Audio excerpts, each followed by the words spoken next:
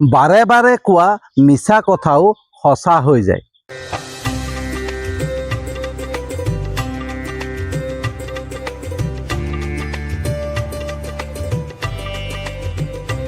Good evening বন্ধুসকল, শুভ সন্ধ্যা। তো বন্ধুসকল, সৰুতে এটা সাধু শুনিছিলোঁ, এটা কাহিনী শুনিছিলোঁ। এটা গৰখীয়া আছিলে আৰু গৰখীয়াটোৱে সদায় হাবি লৈ গৰু চৰাব যায়।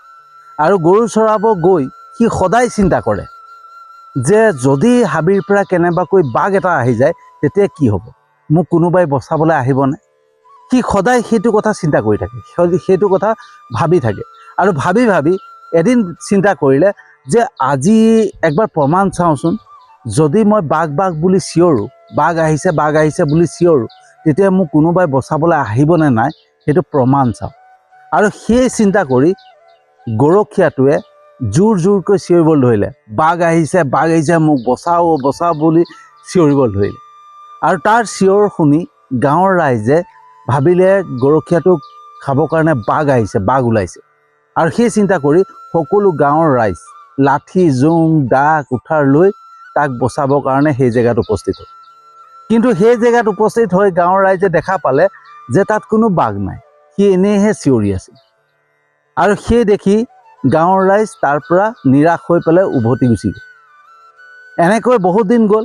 যোৱাৰ পিছত আকৌ সি চিন্তা কৰিছে যে সেইদিনাখনতো গাঁৱৰ ৰাইজে মোক বাঘ আহিছে বুলি চিঞৰাৰ লগে লগে গুচি আহিলে, কিন্তু দ্বিতীয়বাৰ আহিবনে নাই আকৌ, আজি আকৌ এবাৰ প্ৰমাণ চাওঁ নেকি। সেই চিন্তা কৰি সি আকৌ এবাৰ চিঞৰিলে, বাঘ আহিছে মোক বচাও এনেকৈ জোৰ জোৰকৈ চিঞৰিবলৈ ধৰিলে। আৰু গাঁৱৰ ৰাইজেও ভাবিলে এইবাৰ কিজনী সঁচাকৈ বাঘ আহিছে। আৰু সেই ভাবি গাঁৱৰ ৰাইজে আকৌ লাঠি জোং দা কুঠাৰ লৈ সেই জেগাত উপস্থিত হ'ল। আৰু সেই জেগাত উপস্থিত হোৱাৰ লগে লগে দেখা পাইছে যে তাত কোনো বাঘ নাই, সি আকৌ এনেই চিঞৰিছে। আৰু সেই দেখি সেইবাৰ গাঁৱৰ ৰাইজৰ খং উঠিল।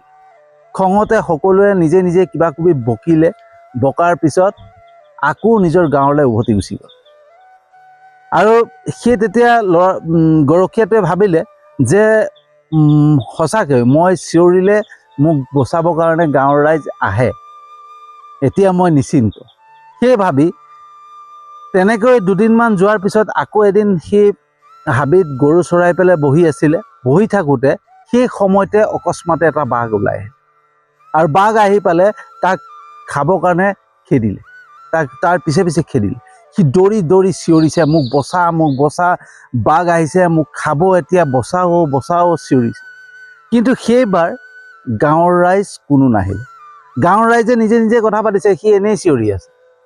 সেই বুলি ভাবি গাঁৱৰ ৰাইজে কোনো তাক বচাবৰ কাৰণে নাহিলে। আৰু বাঘটোৱে সেই গৰখীয়াটোক খাই পেলালে।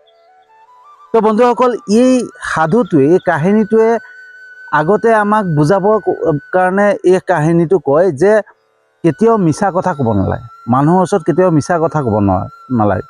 যদি আমি সদায় মিছা কথা কৈ থাকোঁ নহয়, এদিন সঁচাকৈ কিবা এটা হ'লে আমাক বচাবৰ কাৰণে, আমাক ৰক্ষা কৰিবলৈ কোনো নাহে, আমাক সহায় কৰিবলৈ কোনো নাহে। সেইকাৰণে কেতিয়াও মিছা কথা ক'ব নালাগে। সেইটো বুজাবৰ কাৰণে এই সাধু কথাটো আমাক সৰুতে শুনাইছিলে। কিন্তু বন্ধুসকল, আমি যদি মিছা কথা এটা কৈ থাকোঁ, সেই কথাটো সঁচা কেনেকৈ হৈ যাব, সেইটোৱে আটাইতকৈ ডাঙৰ কথা বন্ধুসকল। যে আমি যদি বাৰে বাৰে কিবা এটা মিছা কথা কৈ আছোঁ, আৰু কথাটো কৈ থাকোঁতে সেই মিছা কথাটোনো সঁচা কেনেকৈ হৈ যায়। বন্ধুসকল, এয়াই হৈছে ব্ৰহ্মাণ্ডৰ আকৰ্ষণৰ নিয়ম, ল অফ এট্ৰেকশ্যন। বন্ধুসকল, গৰখীয়াটোৱে যে বাৰে বাৰে সি চিন্তা কৰি আছিলে, ভাবি আছিলে যে হাবিৰ পৰা যদি কেনেবাকৈ বাঘ এটা ওলাই আহে আৰু মোক খাবৰ কাৰণে খেদে, সেই তেতিয়া মোক কোনোবাই বচাবলৈ আহিবনে। সেই কথাটো যে সি বাৰে বাৰে চিন্তা কৰি আছিলে। আৰু চিন্তা কৰি সি দুবাৰকৈ মানুহক মিছাকৈ চিঞৰিলে, বাঘ আহিছে। সেই চিঞৰাটোৱে সিটো তাৰ ফালে সেই বস্তুটো আকৰ্ষণ কৰিলে, হয়। আৰু আকৰ্ষণ কৰাৰ লগে লগে এদিন সঁচাকৈ বাঘটো আহি পেলাই তাক খাই পেলাল। তো আমি যোনটো কথা বন্ধুসকল বাৰে বাৰে কওঁ, সেইটো আমাৰ জীৱনত প্ৰতিফলিত হৈ যায়। সেইটোৱে হৈছে আকৰ্ষণৰ নিয়ম, ল অফ এট্ৰেকশ্যন। যিকোনো বস্তু বন্ধুসকল, আমি যদি যিকোনো কথা এটা মিছাকৈ কৈ আছোঁ নহয়, সেই কথাটো এদিন গৈ পেলাই সঁচা হৈ যায়। এটা কাৰণে হৈ যায়, সেইটোৱে হৈছে আকৰ্ষণৰ নিয়ম। আমি যি ক'ম, যি ভাবিম, সেইটো আমাৰ জীৱনত হৈ যায়। সেইটো ব্ৰহ্মাণ্ডৰ, ইউনিভাৰ্চৰ আকৰ্ষণৰ নিয়ম, যাক কোৱা হয় ল অফ এট্ৰেকশ্যন, হয়নে? তো ব্ৰহ্মাণ্ডে বন্ধুসকল এনেকুৱাকৈ ছিষ্টেম কৰি থৈছে, ব্ৰহ্মাণ্ডে কেতিয়াও আমাক আশীৰ্বাদ বা ঈশ্বৰে ভগৱানে আমাক কেতিয়াও আশীৰ্বাদ দিবলৈ নাহে, হয়নে? যে এই যুৱকজনে বা এই মানুহজনে আশীৰ্বাদ বিচাৰিছে, তেওঁৰ মংগলৰ কাৰণে, তেওঁৰ কিবা এটা উন্নতিৰ কাৰণে কিবা এটা মোৰ পৰা বিচাৰিছে, মই তেওঁক আশীৰ্বাদ দিছোঁ, তেওঁ হৈ যাওক। সেইটো কৰিবৰ কাৰণে ঈশ্বৰ বা ব্ৰহ্মাণ্ড নাহে। ব্ৰহ্মাণ্ডে চাই নাথাকে, ঈশ্বৰে চাই নাথাকে। সদায় ঈশ্বৰেতো নিজৰ ধ্যানত থাকে ন। তো সেইটো কাৰণে ইউনিভাৰ্ছে, ব্ৰহ্মাণ্ডে এনেকুৱাকৈ এই সংসাৰত ছিষ্টেম এটা কৰি থৈছে, এটা পদ্ধতি কৰি থৈছে, যে আমি যি ভাবিম, যি চিন্তা কৰিম, সেইটো আমাৰ জীৱনত হৈ যাব। আৰু সেইটোকে কোৱা হয় আকৰ্ষণৰ নিয়ম, ল অফ এট্ৰেকশ্যন। তো আমি যদি মিছা কথা এটাও কৈ আছোঁ নহয়, বাৰে বাৰে যদি কৈ থাকিম নহয়, বাৰে বাৰে সেই কথাটো কৈ থাকিম আৰু মনত ভাবি থাকিম, তেতিয়া সেই বস্তুটো মোৰ জীৱনত হৈ যাব। বন্ধুসকল, এঘৰ মানুহ আছিলে, সেই মানুহ ঘৰত মই আগতে যাওঁ। সেই মানুহ ঘৰৰ মানুহগৰাকীয়ে সদায় মানুহক মিছা কথা কয়। কোনোবা যদি আলহী যায় বা কোনোবা যায়, সদায় কয়, মোৰ আজি গাটো ভাল নাই লগা, মোৰ আজি গাটো ভাল নাই লগা, মই অসুস্থ, এনেই কয়, এনেই মিছাকৈ কয়। কিন্তু এদিন গৈ থৈ সেই মানুহগৰাকী সঁচাকৈ বেমাৰী হৈ গ'ল। আৰু এনেকুৱাকৈ মানে বেমাৰে লাগিলে, বেমাৰ ধৰিলে যে ডক্তৰৰ ওচৰত গৈও ঠিক কৰাব পৰা নাই, হয়নে? অনবৰতে সেই বেমাৰটো লাগিয়ে থাকে। তো সেই মানুহগৰাকীয়ে যে মিছাকৈ কৈ থাকে নহয়, সেই বস্তুটো সঁচাকৈ হয়। তো বন্ধুসকল, আমি যিকোনো কথা, আমি যদি মিছা কথা এটাক বাৰে বাৰে কৈ থাকিম, বাৰে বাৰে কৈ থাকিম, সেইটো আমাৰ জীৱনত প্ৰতিফলিত হৈ যায়, আমাৰ জীৱনত ঘটি যায়। কাৰণ সেইটোৱে আকৰ্ষণৰ নিয়ম। আমি যিকোনো বস্তু ভাবিম, যিকোনো চিন্তা কৰিম, সেই বস্তুটো আমাৰ জীৱনত আকৰ্ষণ কৰে, আমাৰ জীৱনলৈ আকৰ্ষণ কৰে। কাৰণ ব্ৰহ্মাণ্ডত ঈশ্বৰ বহি নাথাকে, বা কোনো মন্দিৰত ঈশ্বৰ বহি নাথাকে, ভগৱান বহি নাথাকে, হয়নে? এটা পদ্ধতি, এটা ছিষ্টেম কৰি থোৱা আছে, যে আমি যি অনুভৱ কৰিম, যি ভাবিম, যি চিন্তা কৰিম, যি ক'ম, সেইটোৱে আমাৰ জীৱনত হৈ যায়। আৰু সেইটোৱে মানে এবাৰ দুবাৰ নহয়, বাৰে বাৰে যেতিয়া কৈ থাকিম নহয়, সেই বস্তুটো আমাৰ জীৱনত হৈ যায়, হয়নে? মই বহুতবাৰ সেইটো বস্তু নিজেই প্ৰমাণ পাইছোঁ বন্ধুসকল। যিটো বস্তু মই বন্ধু এজনৰ ওচৰত কওঁ যে এইটো যদি হৈ যোৱাহেঁতেন মোৰ ভাল আছিলে, এইটো মই কৰিব পাৰিলে বহুত ভাল আছিলে, কিন্তু এতিয়া পৰা নাই, কিন্তু মই এইটো বিচাৰোঁ, হোৱাটো বিচাৰোঁ। আৰু সঁচাকৈ সেই বস্তুটো মোৰ জীৱনত হৈ যায়, হয়নে? মোৰ জীৱনত সেইটো ঘটি যায়। আৰু মই নিজেই তেতিয়া নিজেই ভাবোঁ যে এইটো বস্তুটো মই ভাবিছিলোঁ, সঁচাকৈ হৈ গ'ল দেখোন। তো আজি কিছুদিনৰ আগতে মই ভাবি আছিলোঁ কিবা এটা কথা, আৰু মই ভাবাই নাছিলোঁ যে মোৰ ক'ৰ পৰা কেনেকৈ মেনেজ হ'ব, হয়নে? তো মোৰ এনেকুৱা এটা পৰিস্থিতি যে মই সেই বস্তুটো কেতিয়াও মানে এক্সপেক্ট কৰিব নোৱাৰোঁ, সেইটো যে মই পাম, সেইটো মই কেতিয়াও ভাবিবই নোৱাৰোঁ। কিন্তু অকস্মাতে এনেকুৱা এটা ছিটুৱেশ্যন হ'ল, এনেকুৱা এটা মানে মোৰ জীৱনত ঘটি গ'ল, যে সেই বস্তুটো মোৰ জীৱনত হ'ব কাৰণে হৈ গৈছে। তো আমি যি ভাবিম, যি আমি অন্তৰৰ পৰা ভাবিম, যি চিন্তা কৰিম, সেইটো আমাৰ জীৱনত হৈ যায়। আমাৰ শব্দত বহুত পাৱাৰ আছে বন্ধুসকল, শব্দই পাৱাৰ, হয়নে? শব্দটোত আমাৰ শক্তি আছে। গতিকে আমি যি কথা ক'ম, যি ভাবিম, যি চিন্তা কৰিম, সেই বস্তুটো আমাৰ জীৱনত হৈ যায়। এই সংসাৰখন মানে এটা চুম্বক শক্তিৰ দৰে, হয়নে? আকৰ্ষণ কৰে আমাক, আমাৰ জীৱনত সেই বস্তুবিলাক আমাৰ ফালে আকৰ্ষণ কৰে। তো সেইটো কাৰণে মিছাই হওক, সঁচাই হওক, যিকোনো কথা কওঁতে আমি সদায় ভাবি চিন্তি ক'ব লাগে, হয়নে?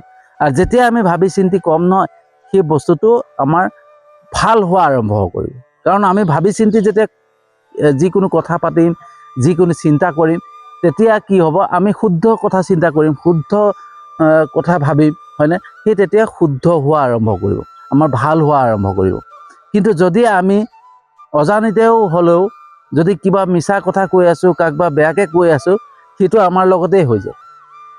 আজিকালি আপোনালোকে দেখা পায় বন্ধুসকল যে সামাজিক মাধ্যমত, ছ'চিয়েল মিডিয়াত বহু লোকে কাৰোবাৰ কমেণ্ট মানে প'ষ্টৰ তলত কোনোবাই প'ষ্ট এটা দিছে, সেই প'ষ্টৰ তলত বাৰে বাৰে বেয়াকৈ কমেণ্ট কৰে, বেয়াকৈ গালি পাৰে।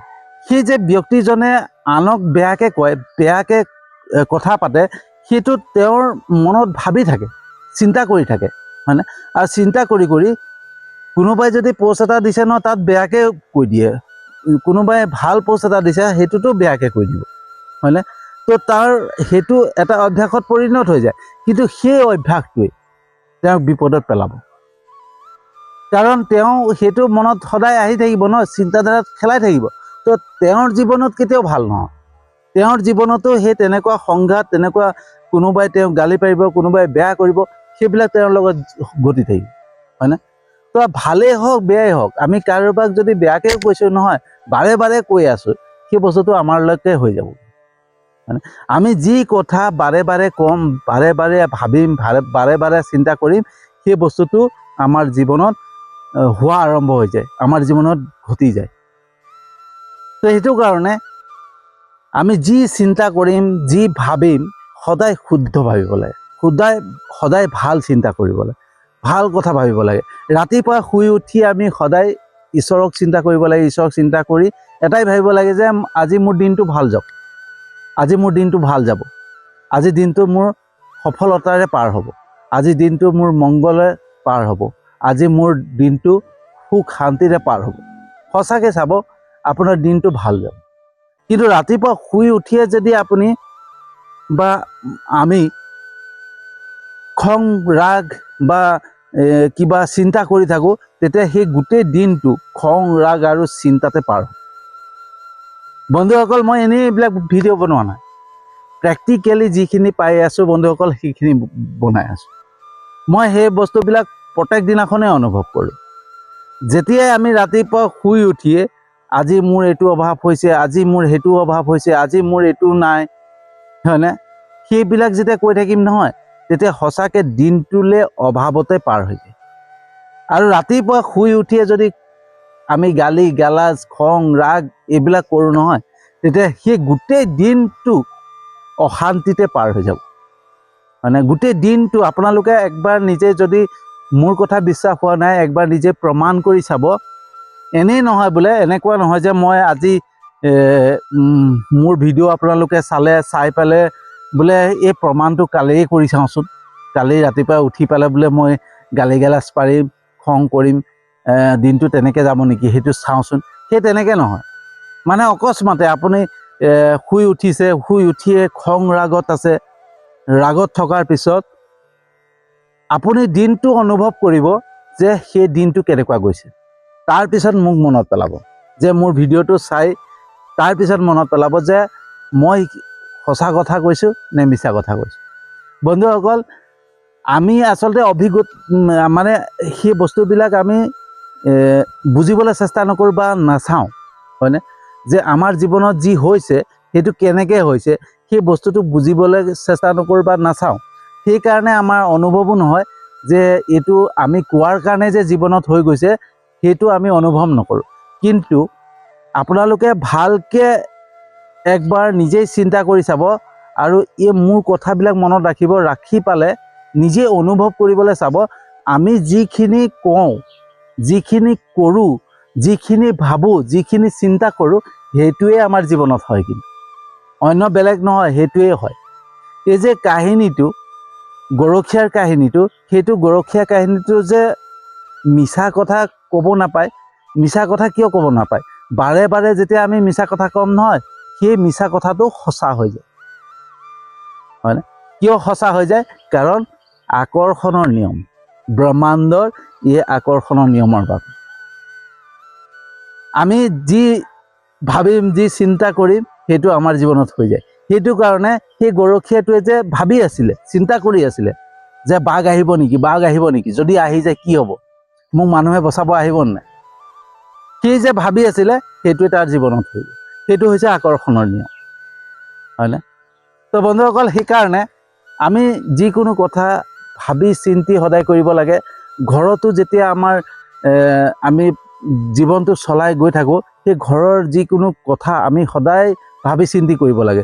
আমি ধৰক পৰিয়ালত যদি হাজবেণ্ড ৱাইফ থাকে, হাজবেণ্ড ৱাইফে সদায় এই বস্তুটো আণ্ডাৰষ্টেণ্ডিং থাকিব লাগে, বুজাবুজি থাকিব লাগে যে ৰাতিপুৱা শুই উঠিয়ে কেতিয়াও দুইজনৰ মাজত যাতে তৰ্ক নহয়, কাজিয়া পেচাল নহয়।